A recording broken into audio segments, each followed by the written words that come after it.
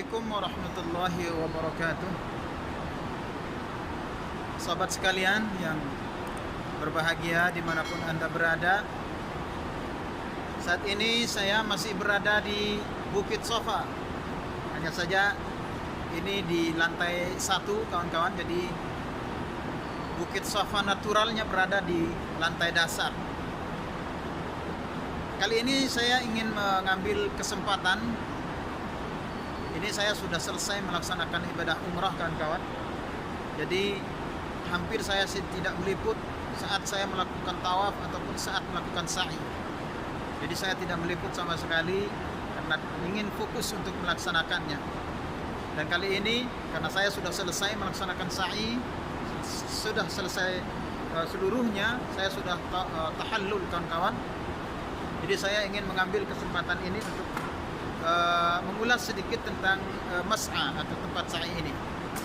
Dan ada perbedaan kawan-kawan antara bagaimana pola putaran tawaf, hitungan putaran tawaf dan hitungan putaran sa'i. Ya, satu persatu ingin saya jelaskan kawan-kawan sambil saya berjalan ya. Ya, yang namanya ibadah umrah ataupun ibadah haji ada istilah khusus kawan-kawan, berbeda dengan ibadah-ibadah yang lain. Apa yang saya maksudkan berbeda di sini yaitu istilah rukun dan wajib. Jadi dalam kita melaksanakan ibadah umrah ataupun ibadah haji, istilah rukun dan istilah wajib itu berbeda kawan-kawan. Jadi dalam kita melaksanakan ibadah umrah atau haji ada 4 perkara yang kita lakukan. Jadi inti yang kita lakukan saat kita melakukan ibadah haji dan umrah itu sedikit sekali kawan-kawan. Hanya 4 perkara, 4 hal. Jadi sering saya katakan ibadah haji, pelaksanaan ibadah haji, pelaksanaan ibadah umrah itu tidak berat kawan-kawan. Biasa-biasa saja. Karena yang kita lakukan hanya 4 perkara. Ya. Jadi paling yang berat saat kita melakukan ibadah umrah, ibadah haji itu paling ya oleh-olehnya yang berat kawan-kawan. Ya. Kalau pelaksanaannya itu sebenarnya tidak berat. Apa saja yang 4 perkara itu kawan-kawan? Pertama, ada yang dinamakan dengan atau diistilahkan dengan rukun umrah, rukun haji. Nah, ini level yang paling tinggi nilainya, karena kita sama sekali tidak bisa meninggalkannya atau mewakilkannya. Yang namanya rukun itu kawan-kawan. Kemudian level yang kedua dinamakan dengan wajib umrah, wajib haji. Nah, di sini perbedaannya kawan-kawan. Jadi antara istilah rukun umrah dan wajib umrah itu pengertiannya berbeda.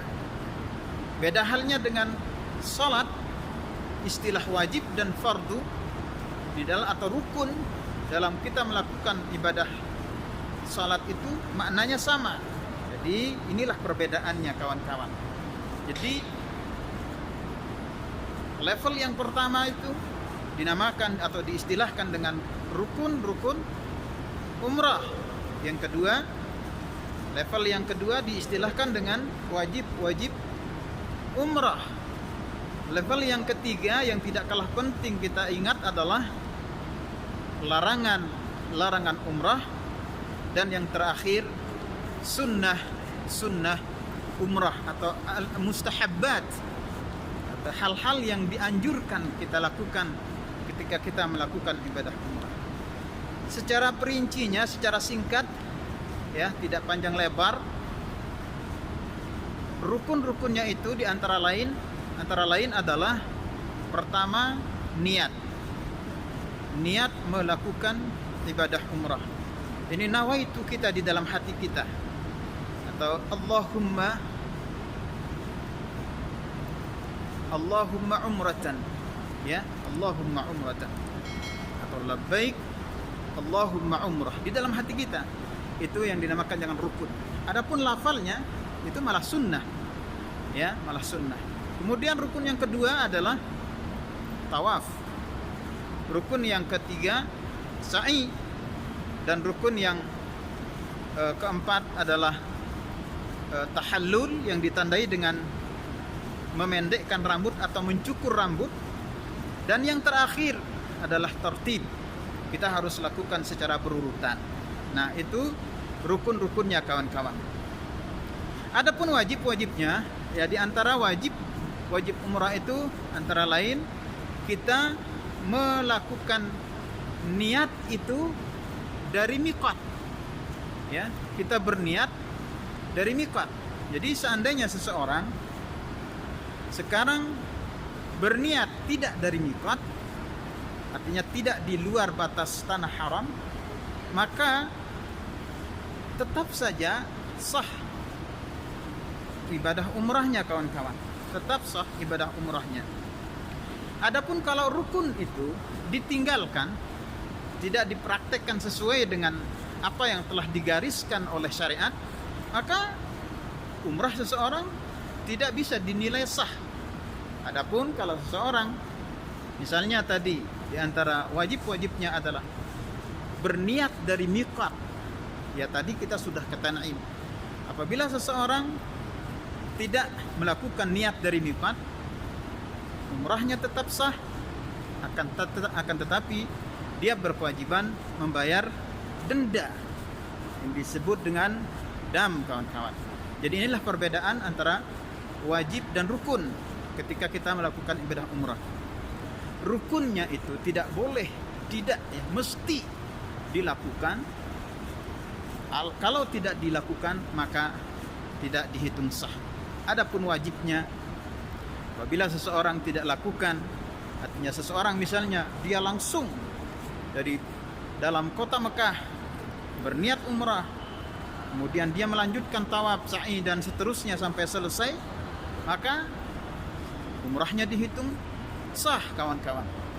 Akan tetapi dia dikenakan sanksi yang disebut dengan dam.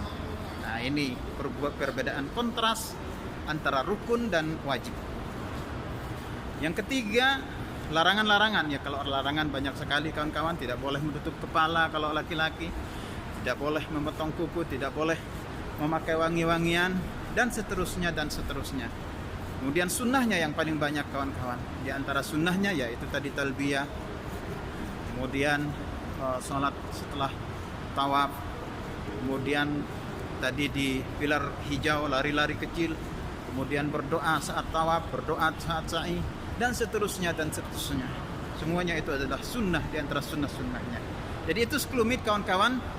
Jadi intinya bahwasanya pelaksanaan umrah, pelaksanaan haji itu sebenarnya biasa-biasa saja. Tidak ada yang berat, kawan-kawan, karena yang kita lakukan intinya hanya 4 perkara itu tadi, yaitu melakukan rukun-rukunnya, melakukan wajib-wajibnya, melakukan atau meninggalkan larangan-larangannya, dan terakhir melakukan hal-hal yang disunnahkan. Nah, itulah sekelumit, kawan-kawan, tentang umrah, bahasan tentang umrah. Mudah-mudahan bermanfaat, dan ternyata saya berada di Bukit Safa, kawan-kawan. Ya, jadi saat ini saya sudah tahallul, kawan-kawan. Jadi saya berbicara di area Mas'a ini dalam keadaan tidak terkait dengan ibadah umrah, karena saya sudah tahallul. Saya kembali ke sini hanya untuk memperlihatkan kawan-kawan kondisi terkini, ya, tentang kondisi terkini Bukit Safa. Nah, saya sekarang saat ini kan berada di lantai 1, kawan-kawan, sedangkan Safa naturalnya itu berada di lantai dasar. Mudah-mudahan bisa disaksikan oleh kawan-kawan sekalian. Nah, itu gambarannya, kawan-kawan. Nah, iya. Oke, kawan-kawan, demikian ulasan singkat tentang umrah. Mudah-mudahan bermanfaat, dan mudah-mudahan Allah Subhanahu wa taala segera memanggil, ya, memberikan kesempatan untuk rekan-rekan yang menyaksikan tayangan ini Dan terakhir, mudah-mudahan kita senantiasa diberikan taufik serta hidayahnya, sehingga kita betul-betul bisa terus-menerus diberikan peningkatan iman, peningkatan Islam, dan peningkatan ketaatan kepada Allah dan Rasulnya. Sekian kawan-kawan sekalian, wassalamualaikum warahmatullahi wabarakatuh.